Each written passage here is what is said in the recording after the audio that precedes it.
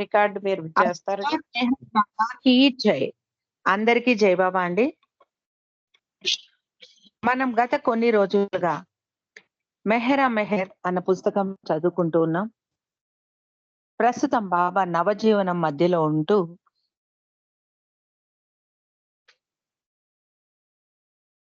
ఆ ముచ్చట్లు మనం చదువుకుంటూ ఉన్నాం. బాబా ఈ ఒక ఏకాంతవాసాన్ని మొదలు పెట్టాలి అని దానికి సన్నాహాలు చేసుకుంటూ ఉన్నారు. 1951 ఫిబ్రవరి 13వ తారీఖు సాయంకాలం 7:30 బాబా తన ఏకాంతవాసాన్ని ఫ్లారెన్స్ హాల్‌లో నిర్మించిన గుడిసెలో ప్రారంభించారు. బాబా కేవలం నీరు మాత్రమే తీసుకుంటూ ఉపవాసం కూడా ప్రారంభించారు. రోజు అరగంట పాటు ఆలీషాతో పని చేసేవారు. అది పూర్తి ఏకాంతవాసం కాదు. మధ్యాహ్నం పూట బాబా స్త్రీలను కలవడానికి వచ్చేవారు. మార్చ్ 24వ తారీఖున బాబా ఇలా ప్రకటించారు. ఆ భగవంతుడి సహాయం లేకపోయి ఉంటే నేను ఈ అగ్ని పరీక్షను విజయవంతంగా దాటి ఉండేవాడిని కాను. ఈ ఏకాంతవాసం ముగిసే వరకు తన శరీరంలో ఆరోగ్యం ఉండి తనకు సహకరించాలని బాబా ప్రార్థన చేశారు. ఆ సమయంలో బాబా తీవ్రమైన రక్త విరోచనాలతో బాధపడుతున్నారు. పైల్స్ వ్యాధి బాబాను బాధించసాగింది. చాలా రోజుల దాకా నొప్పిని బాబా అనుభవించారు. తన ఏకాంతవాసాన్ని పూణేకు మార్చాలని బాబా సంకల్పించారు. మార్చ్ 27వ తారీఖు బాబా కారులో మెహరా, మణి, మెహరు, గోహెర్‌తో కలిసి ఆది సీనియర్ కారు నడుపుతూ ఉండగా పూణే వెళ్లారు. మొదట గణేష్ కిండ్ గార్డెన్స్‌కు వెళ్లారు. అక్కడ కొద్ది రోజులు ఉండి బరూచా బంగ్లోకు మారిపోయారు. బాబాకు ఆ బంగళా చాలా నచ్చింది. ఆ బంగళాలో విశాలమైన 4 పెద్ద బెడ్‌రూమ్‌లు ఉండగా వంటగది, వరండా ఉండేవి. బాబా వరండాలో కొద్దిసేపు నిలబడి, "ఏమిటి ఈ వాసన? ఇక్కడ ఏదో తేడాగా ఉంది" అన్నారు. అక్కడికి కొంచెం దూరంలో ఒక టానరీ అంటే జంతువుల చర్మాన్ని వేరు చేసే పరిశ్రమ ఉంది. అది కనబడనంత దూరంలో ఉన్నప్పటికీ అక్కడ నుండి ఘాటైన వాసన మాత్రం బంగళా వరకు వచ్చేది. బాబా స్త్రీలను సామాన్లు విప్పకండి, మనం బింద్రా హౌస్‌కు మారిపోదాము అన్నారు. వేరే బంగళా దొరికే వరకు బింద్రా హౌస్‌లోనే ఉందాము అన్నారు బాబా. మధ్యాహ్నం భోజనంలోనికి దన్సక్ మరియు కీరదోస సలాడ్ వచ్చింది. బాబా స్త్రీలతో సామాన్లు విప్పలేదు కదా! నేను ఒక మంచి శుభవార్త చెబుతాను. మనకు ఒక మంచి బంగళా దొరికింది అన్నారు. వనౌరి రోడ్‌లోని ఒక చిన్న కాటేజ్‌ని చూడడానికి వెళ్లారు. ఆ కాటేజ్ నిండా పురాతన వస్తువులు నిండి ఉన్నాయి. మెహ్రా వాటిని చూసి బాబాతో, "బాబా, ఈ సామాన్లన్నిటినీ స్వచ్ఛం చేసి కాపాడాలంటే చాలా పని ఉంటుంది. ఇందులో ఆ ఇంటి యజమాని యొక్క సామాన్లు చాలానే ఉన్నాయి. మనకు మన స్వంత ఇంటిలో ఉన్న భావన మనకు ఇక్కడ కలగదు" అంది. అందరూ మళ్ళీ కారులో కూర్చుని బండ్ గార్డెన్ చేరుకున్నారు. ఆ రోజుల్లో అన్ని పెద్ద పెద్ద బంగళాలు ఆ రోడ్‌లో అన్ని పెద్ద పెద్ద బంగళాలే ఉన్నాయి. ఇది ధనవంతులు నివసించే ప్రాంతం కావచ్చు అనుకున్నారు. ఇంత మంచి ప్రాంతంలో ఉన్న ఆ బంగ్లా కూడా బాగుంటుంది కాబోలు అనుకున్నారు స్త్రీలు. అలా వారు ప్రయాణిస్తున్న కారు ఒక పెద్ద ఆవరణలోకి ప్రవేశించింది. ఆ బంగ్లా ఒక రాజభవనంలా ఉంది. పెద్ద పెద్ద గేట్లు, లోపల పచ్చటి గడ్డితో లాన్, ఇటాలియన్ ప్రతిమలు, ఒక నీటిపై ఫౌంటైన్, చాలా అందమైన బంగ్లా అది. పోర్టికోలో రకరకాల పూల మొక్కలు ఉన్న కుంపట్లు అందంగా అమర్చబడి ఉన్నాయి. పాలరాతి మెట్లు ఎక్కి లోపలికి వెళ్ళాలి. బాబా కారు దిగి, "వెళ్ళండి. వెళ్ళి మీ సామాన్లు సర్దుకోండి" అన్నారు. "మీకోసం టీ తీసుకురమ్మన్నాను. టీ తాగితే మీకు హుషారు వస్తుంది" అన్నారు బాబా. లోపల భాగంలో గ్లాస్‌తో తయారు చేసిన మంచి డిజైన్స్ కలిగిన వాకిళ్లు ఉన్నాయి. నేలంతా పాలరాతిని పరిచారు. డ్రాయింగ్ రూమ్‌లో ఖరీదైన సోఫా సెట్లు, కార్పెట్లు, పెద్ద పెద్ద దీపాలు వేలాడుతున్నాయి. పెద్ద డైనింగ్ రూమ్, అక్కడి నుండి లోని అందాలు కనిపించేవి. బాత్రూమ్‌లో కూడా పాలరాతి టైల్సే అమర్చారు. బాత్ టబ్ ఖరీదైన హంగులతో ఒక రాజభవనంలా ఉంది ఆ బంగళా. తాము నివసించబోతున్నామా అని ఆశ్చర్యపోయారు స్త్రీలు. అంతేకాదు, అంత పెద్ద బంగళాలో రోజూ ఎలా క్లీన్ చేయాలి? నౌకర్లు కూడా లేకుండా అని అనుకున్నారు. కానీ ఆ బంగళాలో పనిచేసే నౌకర్లు కూడా అక్కడే ఉన్నారు కాబట్టి సమస్యే లేదు. వచ్చి లోపల పడక గదులు చూడండి అన్నారు బాబా. ఒ ఒక్క గది స్త్రీలకు, బాబా కోసం ఒక్క గది ఎన్నుకోమన్నారు బాబా. మండలి వారి కోసం బయట హౌస్ కేటాయించారు. ఆ బంగళా పేరే గురుప్రసాద్. అది బరోచా మ బ బరోడా మహారాణి శాంతాదేవికి చెందినది. బాబా కోసం ముందు గదిని నిర్ణయించారు. ఆ గది లోపల నుండి బయట ఉద్యానవనం మెయిన్ గేట్ కూడా కనిపించేవి. బాబా గదిలో బాబా సామాన్లనన్నీ సర్దారు. బాబా వాడే సోపు, టవలు మొదలైనవన్నిటిని అమర్చారు. బాబా మంచం మీద కొత్త బెడ్‌షీట్ పరిచి దోమతెరను కట్టారు. బాబా గదిని చూసి బాగుంది అని మెచ్చుకున్నారు. ఆ బంగళాను మహారాణి శాంతాదేవి వేరే వారి దగ్ వేరే వారి దగ్గర కొనుక్కుంది. కానీ ఆమె ఎప్పుడూ దాన్ని ఉపయోగించలేదు. తర్వాత రోజుల్లో మహారాణి శాంతాదేవి బాబా పరిధిలోకి వచ్చాక ఆ బంగళాను బాబాకు కానుకగా ఇచ్చేసింది. మణి చిన్నతనంలో సుమారు 6 సంవత్సరాల వయసు ఉన్నప్పుడు గురుప్రసాద్ బంగళా ముందు నడిచి వెళ్ళిన జ్ఞాపకం ఆమెకు ఉంది. అప్పటికి ఇంకా కడుతూ ఉన్నారు ఆ బంగళా. మణి మరియు ఆమె స్నేహితురాలు లోపలికి తొంగి చూసి వెళ్ళిపోయారు. మణికి ఆ సమయంలో తాను ఈ బంగళాలోనే నివసిస్తూ ఉంటాను అన్న చిన్న అనుమానం కూడా లేదు. మెహర్ బాబా యొక్క తరువాతి కార్యక్రమంలో ఈ గురుప్రసాద్ చాలా ప్రాముఖ్యతను సంతరించుకుంది. బాబా మరియు స్త్రీ మండలి తర్వాతి కాలంలో చాలా సార్లు అక్కడ నివసించారు. మరుసటిసారి బాబా బృందం 1951వ సంవత్సరంలో 11 రోజులు ఉన్నారు. బాబా తన ఏకాంతవాసాన్ని కొనసాగించారు. మార్చ్ 30వ తారీఖు బాబా పూణేలోని 5 వివిధ ప్రాంతాల్లో కూర్చున్నారు. ఏప్రిల్ 1వ తారీఖును ఆరవ ప్రదేశంగా బాబా తన స్వంత ఇంటికి వెళ్లారు. అక్కడ ఉన్న బెహరం, ఫిరీన్లను, వారి పిల్లలు అయినటువంటి కవలలను బాబా కలిశారు. అక్కడ బాబా తన పాత గదిలోని నేల మీద కూర్చున్నారు. గతంలో బాబా ఆ గదిలోనే తన తలను నేల మీద బాదుకునేవారు. బాబా జాన్ ముసుగును తొలగించిన తర్వాత దైవీ చైతన్యం నుండి మానవ చైతన్యంలోకి దిగివచ్చే ప్రక్రియలో బాబా తలను తీవ్రంగా నేల మీద రక్తం వచ్చేలాగా బాదుకునేవారు. బాబా కొందరు మస్తులను కూడా కలిశారు. భోజనం బింద్రా హౌస్ నుండి వచ్చేది. స్త్రీలకు పని ఉండేది కాదు. రోజూ ఉదయం వాకింగ్ వెళ్ళేవారు. బాబా స్వయంగా స్త్రీలను బండ్ గార్డెన్‌కి తీసుకెళ్లి వాకింగ్ చేయాల్సిన ప్రదేశాన్ని చూపించారు. అప్పుడు ఆ ప్రాంతం నిర్జనంగా ఉండేది. స్త్రీలు పెందరాళే లేచి వాకింగ్‌కు వెళ్ళేవారు. షూస్ వేసుకొని, తలపైన హ్యాట్ పెట్టుకొని తయారయ్యేవారు. మెహ్రా, నొరీనా నాని మొదలైన వారు ఇచ్చిన టోపీలను ధరించేది. మెహ్రా తన చిన్నతనంలో గడిపిన ఆ రోజులను గుర్తు తెచ్చుకుంటూ, తన తల్లితో తిరుగాడిన జ్ఞాపకాలను మిగిలిన వారితో పంచుకునేది. బాబా తన ఏకాంతవాసం చేయడానికి 7వ స్థలంగా అలందీకి చెందిన సద్గురువు జ్ఞానేశ్వర్ సమాధి వద్దకు స్త్రీలను కూడా ఆది సీనియర్ కార్‌లో తీసుకెళ్లారు.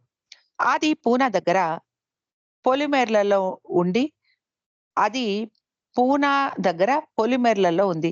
బాబా జ్ఞానేశ్వర్ గురించి స్త్రీలతో చెబుతూ ఆయన ధైర్యం ఉన్నటువంటి మరియు అందమైన ఆత్మ అని అభివర్ణించారు. 13వ శతాబ్దానికి చెందిన జ్ఞానేశ్వర్ చాలా చిన్న వయసులోనే సద్గురువు అయ్యాడు. అతడికి కేవలం 9 సంవత్సరాల వయసు అంతే.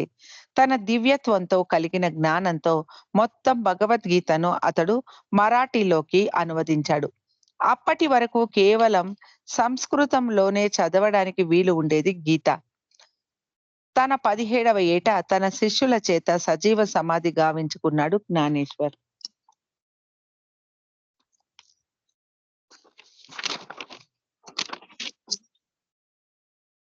సమాధి లోపల కొందరు హిందువులు ప్రార్థనలు చేస్తున్నారు. బాబా మెహ్రా చేయి పట్టుకొని సమాధి చుట్టూ తిరిగారు. అందరూ బాబాను అనుసరించారు. దూరం నుండే చేతులు జోడించి నమస్కరించుకున్నారు. బాబా అక్కడ ఉన్న సంరక్షకుడికి కొంత దక్షిణ ఇచ్చారు. బాబా కొద్దిసేపు ఏకాంతంలో కూర్చున్నారు. తర్వాత అందరూ తిరిగి గురుప్రసాద్ వచ్చేశారు. ఏప్రిల్ 7వ తారీఖు బాబా బృందం పూణే నుండి మహాబలేశ్వర్ తిరిగి వచ్చారు. అక్కడ బాబా కోసం నిర్మించిన గుడిసెలో తన ఏకాంతవాసాన్ని ఒక నెల రోజులు కొనసాగించారు. బాబా సహచరులతో హైదరాబాద్‌కు మకాం మార్చాలని సన్నాహాలు జరుగుతూ ఉన్నాయి. అంతకు ముందు మే 5వ తారీఖు బాబా స్త్రీలను తీసుకొని బొంబాయి వెళ్లారు. బాబా కుర్షద్ మరియు సునామాసీలకి జూన్‌లో కలుస్తానని జాబు రాసి ఉన్నారు. కానీ ఇప్పుడు ఒక నెల ముందే వారిని పిలిపించారు బాబా. నవజీవనం ప్రారంభించాక ఇప్పుడే వారు మొదటిసారిగా బాబాను దర్శించడం. అప్పటికి 1.5 సంవత్సరాలు గడిచిపోయాయి. బాబా వారిని మెహర్జీ ఇంటి నుండి బయటికి వచ్చి వేరుగా ఒక ఇంటిలో ఉండటానికి అంగీకరించారు. కిట్టి, రానో అప్పుడు బాబాను దర్శించలేదు. వారు కొంతకాలం వరకు మెహర్జీ ఇంట్లోనే కొనసాగారు. బాబా బృందం 9వ తారీఖు మహాబలేశ్వర్ తిరిగి వచ్చేశారు. కిట్టి, రానోలను మహాబలేశ్వర్ పిలిపించారు బాబా. వారితో బాబా, మీరు బొంబాయిలో మీ స్కూల్ పనిలో తలమునకలై ఉన్నారా? ఇప్పుడు నేను హైదరాబాదుకు వెళుతున్నాను. మీరిద్దరూ నాతో హైదరాబాదుకు రావచ్చు. కానీ మీరు అక్కడ ఉద్యోగం సంపాదించుకోవాలి అన్నారు బాబా. కిట్టి, రానో మహాబలేశ్వర్ వచ్చాక అంతవరకు వంట పర్యవేక్షణ చేస్తూ ఉన్న నాజాను పూణే పంపించేశారు బాబా. నాజా తిరిగి వచ్చే వరకు వంటను వంతుల వారీగా 3 రోజులు కిట్టి, 3 రోజులు మణి, ఒక్కొక్క రోజు మెహ్రూ చేయాలని నిర్ణయించారు. మణి, మెహ్రూ వంతు ఉన్నప్పుడు వారు మధ్యాహ్నం మరియు రాత్రి భోజనం ఒకేసారి వండేసేవారు. కిట్టి మాత్రం రాత్రి భోజనం బాబాకు తాజాగా వండాలని సాయంత్రం 4 గంటలకు మళ్ళీ వంటగదిలోకి వచ్చేది. వంటగదిలో కిట్టీకి పాము కనిపించింది. దాన్ని చంపడానికి కట్టె తెచ్చేసరికే ఆ పాము మాయమైంది. ఇలా చాలా సార్లు జరిగింది. కిట్టీకి పాములంటే భయం. ఆ విషయం ఆమె బయటికి చెప్పకపోయినా అందరికీ తెలుసు. మెహ్రా మరియు మణి ఒక తమాషా చేయదలిచారు. మణి చపాతీ పిండితో అచ్చం పాములాగా చేసింది. సహజత్వం కొరకు పసుపు, బొగ్గుతో దాని మీద రంగులు దిద్ది ఆహ్, ఆరటానికి వరండా రైలింగ్ మీద ఎండలో ఆరబెట్టింది మణి. ఆ విషయం గోహెర్‌కు తెలీదు. అటువైపు వచ్చిన గోహెర్ అది నిజమైన పాము అనుకుంటూ కంగారు పడి కట్టె తెచ్చి ఆ పామును కొట్టసాగింది. మణి, మెహ్రా పరిగెత్తుకుంటూ వచ్చి "గోహెర్ ఆగు! అది పాము కాదు" అంటూ వారించారు. అందరూ కడుపారా నవ్వుకున్నారు. మణి ఇంకొక పామును తయారు చేసింది. అందరూ ఎంతో మెచ్చుకున్నారు. అచ్చం నిజమైన పాములాగే ఉంది అది. కిట్టి వంటగదిలో ఉండగా ఆమె మీద ఈ బొమ్మ పామును ప్రయోగించి తమాషా చేయదలిచారు. ఈ విషయం బాబాకు కూడా చెప్పారు. అందరూ ఆతురతతో ఏం జరుగుతోందో చూడాలని అనుకున్నారు. మణి వంటగదిలో ఆ పామును గోడ దగ్గర పెట్టింది. వరండా బయట అందరూ నిలబడి ఎదురు చూస్తూ ఉన్నారు. కిట్టి తన పనిలో మునిగి ఆ పామును పట్టించుకోలేదు. మెహ్రా కొన్ని ఎండు పండ్లను కిటికీ బయట నుండి విసిరి కిట్టి ఆ పామును చూసేలాగా ప్రయత్నం చేసింది. కిట్టి ఆ పామును చూసిన వెంటనే కట్టె తీసుకొచ్చి గట్టిగా కొట్టసాగింది. అందరూ గట్టిగా నవ్వారు. ఈ సంఘటన కిట్టీకి పాముల మీద ఉండే భయాన్ని పోగొట్టేసింది. తర్వాత కాలంలో కిట్టి అమెరికాలోని మర్టిల్ బీచ్ సెంటర్‌లో ఉన్నప్పుడు అక్కడ ఎక్కువ పాములు తిరిగేవి. ఆ పాములను కిట్టి ధైర్యంగా చంపగలిగేది. మే 22వ తారీఖు బాబా తన 100 రోజుల ఏకాంతవాసాన్ని ముగించారు. బాబా ఇలా ప్రకటించారు.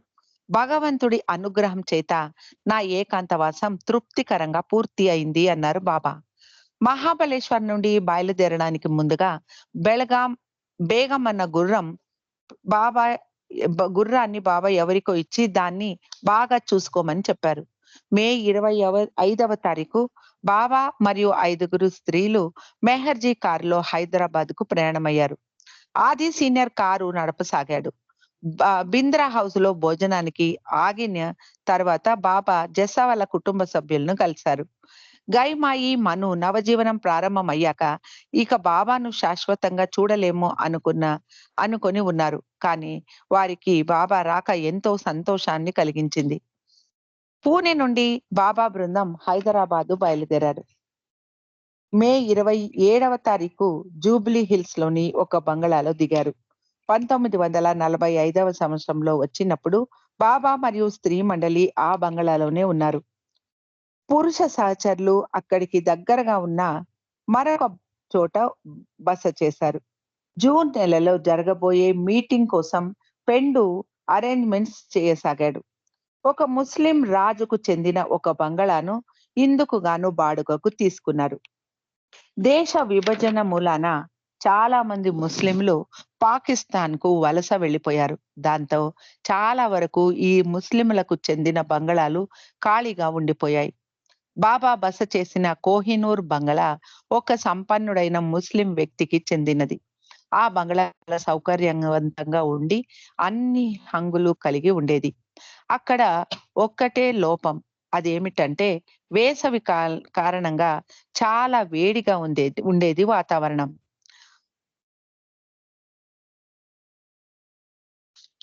ఉక్క ఎక్కువగా ఉండటంతో రాత్రిళ్ళు నిద్రపోవడానికి కూడా కష్టంగా ఉండేది. హైదరాబాద్‌లో మస్తులు ఎక్కువగా ఉంటారు కాబట్టి నాకు ఈ ప్రదేశం చాలా ఇష్టం అనేవారు బాబా. ఈ ప్రాంతం ఆధ్యాత్మికంగా మరియు భౌతికంగా కూడా ఉన్నతమైనది. ఎన్నో శతాబ్దాలుగా ఇక్కడ ఆధ్యాత్మిక వేర్లు ఊరి ఉన్నాయి అన్నారు బాబా. 2 సంవత్సరాల తర్వాత మొదటిసారిగా బాబా ఉత్తరాలు స్వీకరించసాగారు.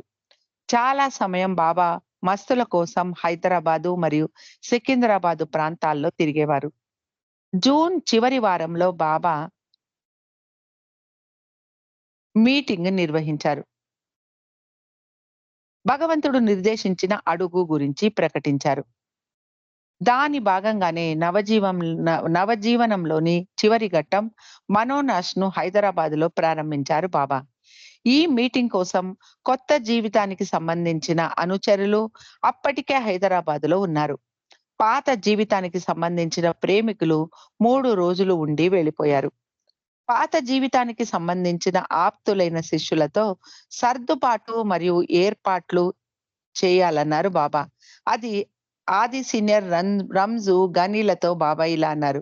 నా ఆరోగ్యం బాగా క్షీణించింది. నా పైల్స్ ఇంకా బాధిస్తూనే ఉంది. కడుపు నొప్పి విపరీతంగా ఉంది. రాత్రిళ్ళు నిద్ర పట్టదు. ఆకలి బాగా మందగించిపోయింది. ఆహారం తినడానికి ఇష్టం లేక తినలేకపోతున్నాను అన్నారు బాబా. బాబాతో పరస్పర ప్రేమ బాంధవ్యాన్ని కలిగి ఉన్న పాత ప్రేమికుల జోక్యం యొక్క ఛాయలను తొలగించాలని అనుకున్నారు. అవి పాత శిష్యులకు సంబంధించిన భారంగా బాబా వ్యాఖ్యానించారు.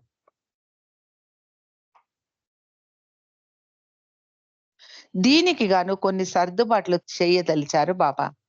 అలాంటి సర్దుబాట్లలో భాగంగా పాత జీవితానికి సంబంధించిన అంతవరకు సినిమాలు చూడకూడదు అని ఆదేశించిన వారికి జూన్ నెల నుండి వారానికి 3 సినిమాలు చూడ్డానికి బాబా అనుమతి ఇచ్చారు.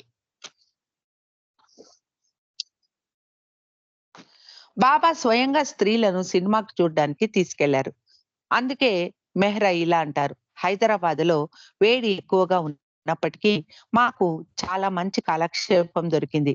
ప్రేమికులు ఎక్కువగా వచ్చేవారు కాదు. అందుకని బాబా మాతో సినిమాలకు వచ్చేవారు అంటారు మెహ్రా. టివోలి మరియు డ్రీమ్ ల్యాండ్ థియేటర్లకు ఎక్కువగా వెళ్ళేవారు. ఎన్నో ఇంగ్లీష్ సినిమాలు అక్కడ చూశారు. 'Father of the Bride', 'All About Eve', 'Tale of Two Cities', 'The White Tower' మొదలైన సినిమాలు చూశారు. మెహర్‌జీ కారు బాబా కోసం హైదరాబాద్‌లోనే ఉండేది. మెహ్రాకు గుర్రాలంటే ఇష్టం కాబట్టి బాబా స్త్రీలను గుర్రపు రేసులు చూపించడానికి తీసుకెళ్లారు. ఆ సంవత్సరం అంటే 1951 జూలై 10వ తారీఖు నాడు బాబా తన మండలికి మరియు ప్రేమికులకి ఉదయం 6 గంటల నుండి 24 గంటల పాటు మౌనాన్ని పాటించమని ఆదేశించారు. కిట్టి మరియు రానో హైదరాబాదు వచ్చారు. నర్గిస్ దాదాచాంజీ కలిపిన కల్ దాదాచాంజీకి తెలిసిన ఒక వ్యక్తి వీరిద్దరికీ హైదరాబాద్‌లోని ఒక స్కూల్‌లో ఉద్యోగాలు వేయిస్తాను అని మాట ఇచ్చాడు. కానీ కొద్ది రోజుల తర్వాత ఎక్కడా ఉద్యోగం ఉద్యోగాలు దొరకటం లేదు అంటూ తన అశక్తతను వ్యక్తపరిచి తనకు మెహర్ బాబా దర్శనం కల్పించమని ఆ వ్యక్తి వేడుకున్నాడు. బాబా అప్పుడు ఏకాంతవాసంలో లేరు కాబట్టి అతడికి దర్శనమిచ్చి పంపించేశారు. తర్వాత బాబా ఉద్యోగం గురించి ఎలాంటి ఆలోచన చేయలేదు. కేవలం ఆ వ్యక్తికి తన దర్శనం ఇవ్వడానికే ఈ వంకతో పిలిపించారేమో అని అనిపిస్తుంది.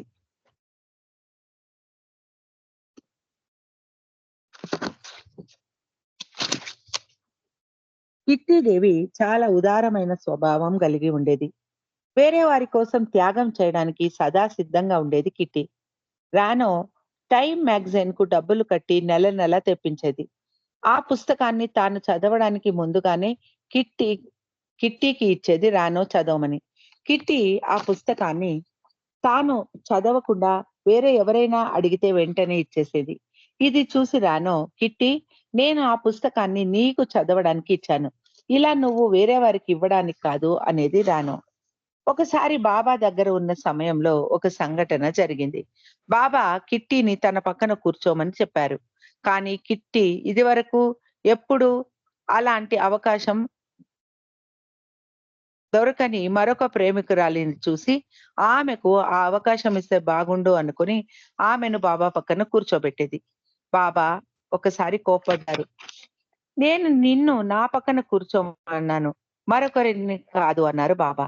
మణి, మెహ్రు ఆరోగ్యం బాధించేది. ఇద్దరిని హాస్పిటల్లో చేర్చారు. మణికి గర్భకోశపు చికిత్స చేయాల్సి వచ్చింది. మెహ్రూకు అపెండిక్స్ ఆపరేషన్. గోహెర్ హాస్పిటల్లో ఉండి ఇద్దరిని చూసుకునేది. మణి పరిస్థితి కొంచెం గంభీరంగానే తయారైంది. బాబా రానోను చూ చెప్పి అప్పుడప్పుడు హాస్పిటల్ కి ఫోన్ చేసి మణి పరిస్థితి కనుక్కొని రమ్మని చెప్పేవారు. మెహ్రూ పనులన్నీ రానో చేయసాగింది. అందరికీ ఉదయం పూట బ్రేక్ఫాస్ట్ చేయడం, బాబా బట్టలు ఉతకటం చేసేది. మెహ్రూ పినతండ్రి ఆది సీనియర్ కు ఆమె పరిస్థితి కొంచెం కలవరం కలిగించింది. బాబా ఎరుచ్ చేత ఆదికి ఉదయం ఉత్తరం ఉత్తరం వ్రాయించి మెహ్రూ పరిస్థితి బాగానే ఉంది. ఆమె తిరుగు ఆమె గురించి ఆందోళన పడవలసిన పని లేదు అని తెలిపారు. పైల్స్ బాధకు తోడు బాబాకు పంటి నొప్పి కూడా మొదలైంది. 2 పళ్ళు తొలగించారు. బాబా మౌనం పాటించడంతో చాలా వరకు నోరు మూసుకునే ఉండేవారు కాబట్టి చాలినంత ఆక్సిజన్ లోపలికి వెళ్ళేది కాదు. పళ్ళు చెడిపోయి లోపల చిగుర్లు అనారోగ్యంగా తయారయ్యాయి అంటారు మెహ్రా. బాబా మామూలు మానవులాగే దగ్గడం, తుమ్మడం లాంటివి చేసేవారు. కానీ మాట్లాడడానికి నోరు తెరవాల్సిన అవసరం లేనందున ఆక్సిజన్ నోటిలోనికి వెళ్ళక పళ్ళు చెడిపోవడం జరిగేది. ఒక్కటి తర్వాత ఒక్కటిగా బాబా పళ్ళన్నీ ఊడిపోయాయి. హైదరాబాద్‌లో బాబా యొక్క చివరి పళ్ళు రెండిటిని తొలగించారు. డెంటిస్ట్ దగ్గర నుండి తిరిగి వచ్చాక మర్నాడు పిలిచి తనకు 2 పండ్లను ఆమె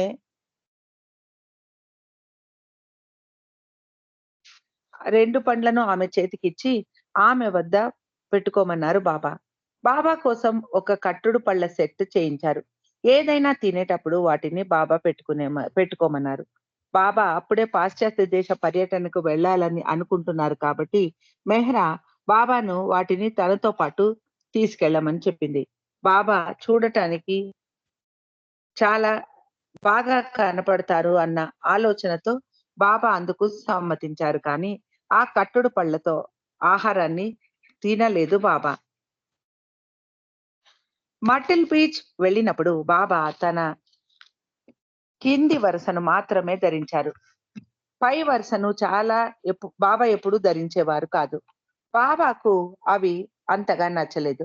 బాబా ఎందుకు పై పళ్ళను పెట్టుకోరు అని అడిగగా వాటిని కూడా పెట్టుకోవచ్చు అని మెహ్రా బాబాను ఒప్పించి పెట్టుకునేలాగా చేసింది. మెహ్రా తర్వాత తాను చేసిన ఈ పనికి ఎంతగానో నొచ్చుకుంది. బాబాకు అప్పుడు ప్రేగ్ యాక్సిడెంట్‌లో ఈ కట్టుడు పళ్ళ మధ్యలో బాబా నాలుక చిక్కుకొని పెద్ద గాయమే అయింది. నోటి పైభాగం గీసుకుపోయి రక్తం కారసాగింది. ఈ పాశ్చాత్య ప్రయాణం తర్వాత బాబా మళ్ళీ ఆ కట్టుడు పళ్ళను ఉపయోగించలేదు. బాబా సంవత్సరాలుగా పళ్ళు లేకుండానే ఆహారాన్ని తీసుకునేవారు.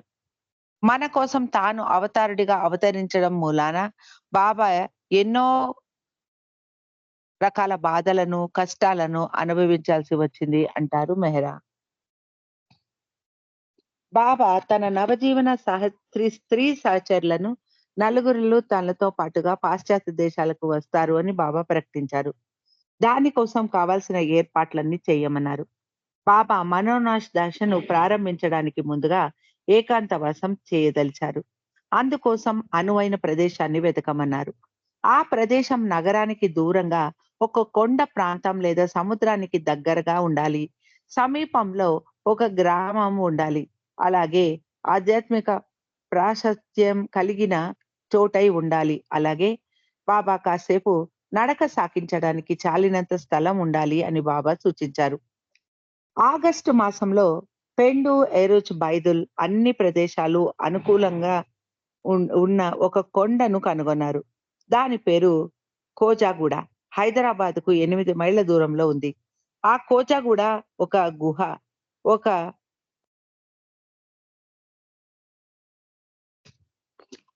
కొండను కనుగొన్నారు. దాని పేరే కోజాగూడ. హైదరాబాద్‌కు 8 మైళ్ళ దూరంలో ఉంది. ఈ కొండ మీద ఉన్న ఒక గుహ. ఒక ముస్లిం సంత్‌కు సంబంధించిన సమాధి కూడా ఉన్నాయి.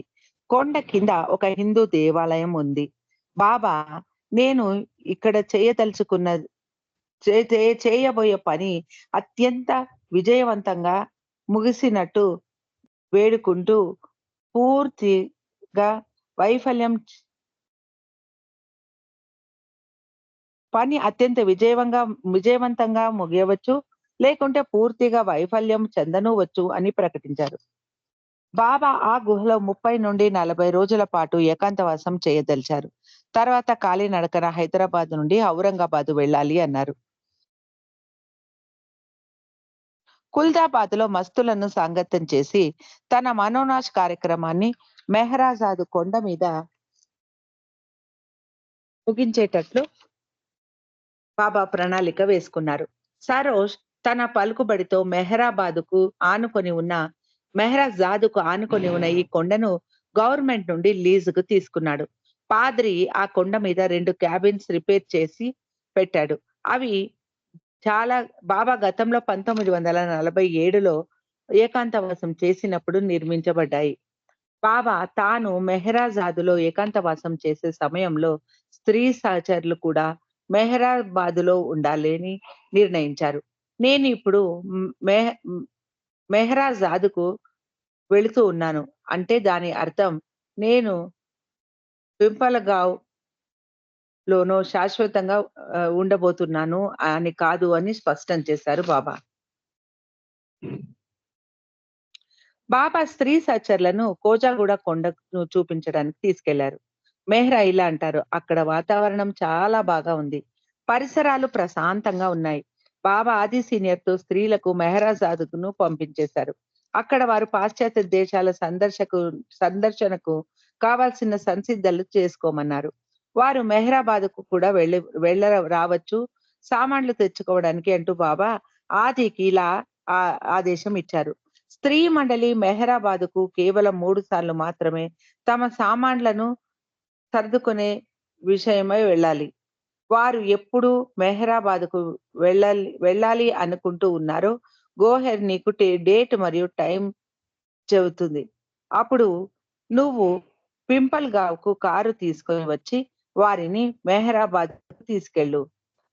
మొట్టమొదటిసారిగా బాబా మెహ్రాబాద్‌కు వెళ్ళినప్పుడు ఎరుత్ సోదరి మెహ్రూ దమానియా దారిలో కలిసి వారితో పాటు మెహ్రాబాద్‌కు వెళ్లి అక్కడ కావాల్సిన తాళాలను ఇచ్చి సామాన్లు ఎక్కడెక్కడ ఉన్నాయో చూపించడంతో సహాయపడింది. ఆమె కేవలం ఒక్కసారి మాత్రమే అలా వస్తుంది. తర్వాత ఆమెను "నీతో నగర్ తీసుకెళ్ళి వెళ్ళిపోవాలి" అన్నారు బాబా ఆది సీనియర్‌తో. మన్సారి, జర్బాయి, ఆమె కూతుళ్ళు మెహరు, గులు, జలు కొండ మీద నివసిస్తూ ఉన్నారు. వారు పింపల్గాం నుండి వచ్చిన స్త్రీలను మెహరాబాదు కొండ మీద కలవవచ్చు. గేట్ దగ్గరికి స్త్రీ మండలి వచ్చినప్పుడు ఆ కొండ మీద నివసిస్తూ ఉన్నవారు చూడవచ్చు. స్త్రీలు తమ ఆహారాన్ని తమతో తెచ్చుకుంటారు. మన్సారి వారికి కేవలం టీ తర్వాత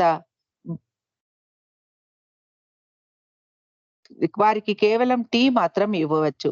టీ తాగడానికి నీ నీకు నీరు తప్పించి ఇంకేమీ ఇవ్వడానికి వీల్లేదు. అలాగే దిగువ మెహరాబాదులో నివసిస్తున్న స్త్రీలు నర్గీస్ మొదలైన వారు కొండ మీదికి వెళ్ళడానికి లేదు. అలాగే మెహ్రా, మణి, గుల్మాయి, విలులను కలవడానికి వీల్లేదు. వారు మెహ్రాజాదు నుండి మెహ్రాబాదుకు నగర్ మీదుగా 3 సార్లు మాత్రమే వెళ్లి రావాలి అంటూ సుదీర్ఘంగా బాబా ప్రతి ఒక్క విషయాన్ని ఆది సీనియర్‌కు వివరించి చెప్పారు.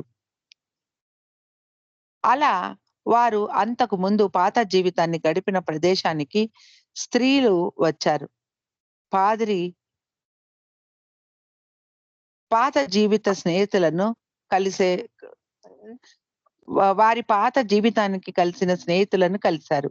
ఆదికి ఈ ఆదేశాలు ఇచ్చిన తర్వాత బాబా తన పాశ్చాత్య ప్రేమికురాళ్ళు ఎలిజబెత్ మరియు నొరీనాలకు ఇలా రాయించారు. ప్రియమైన బాబా ప్రేమికులారా, సంతోషించండి. చివరికి నేను పాశ్చాత్య దేశాలకు వచ్చేలాగా మీరు సాధ్యం చెయ్యగలిగారు అంటూ బాబా రాసి పంపించారు.